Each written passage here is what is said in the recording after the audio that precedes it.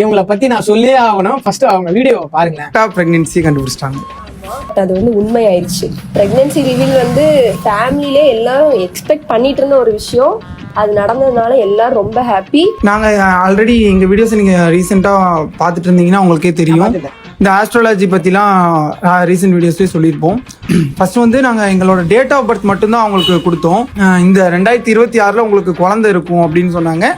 எங்களுக்கு அதிலலாம் காசு கொடுத்தா கண்டத்தை பேசலாம்னு வாங்களே, அதுக்கு உதாரணம் தான். ஏதோ பயப்புள்ள மேல ஏதோ ஒரு அந்த மணி கனின்னு சொல்லுவாங்களா, அதுல வந்து இவர் வந்து மணின்ற ஒருத்தர் ரசிகர் மணி இவரு. சரிங்களா, இவரு சமீபத்துல அவங்க 2 பேரும் செட் ஆகல, பிரிஞ்சுட்டாங்க. 2வது ஒரு லவ் பண்ணி ஒரு கல்யாணம் ஆயிடுச்சு. ஓகே பண்ணிட்டீங்க, ஓகே, அவங்க லைஃப் நல்லா போதா.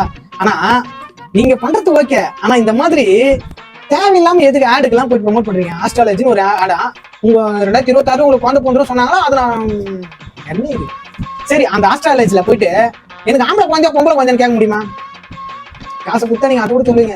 எனக்கு ஆம்பளை குழந்தை பிறகு போகுதுன்னு சொல்லிச்சு இந்த ஆஸ்ட்ராலஜில என் டேட்டா கொடுத்து அமைச்சேன். ஆம்பளை குழந்தை தான் பிறகு போகுது அப்படின்னு சொன்னா ஆம்பளை குழந்தை பிறந்ததுன்னா ஆம்பளை குழந்தைன்னு சொல்லிட்டு வீடியோ போடுங்க, பொம்பளை குழந்தை வந்து பொம்பளை குழந்தைன்னு சொல்லிட்டு வீடியோ போடுங்க. அதுக்கேற அமௌண்ட் உங்களுக்கு வந்துடும். அதாவது ஜோசிக்காரன் எப்படி எல்லாம் வளர்க்குறாங்க பாருங்க. முட்டாளுங்க நம்ம ஊர்ல இருக்கிறானுங்க. அதனால இந்த மாதிரி ஆளுங்க வச்சு நம்மள முட்டாள் ஆக்கினே இருக்காங்க. முட்டாளை வச்சு சம்பாதிச்சுனே இருக்கிறானுங்க.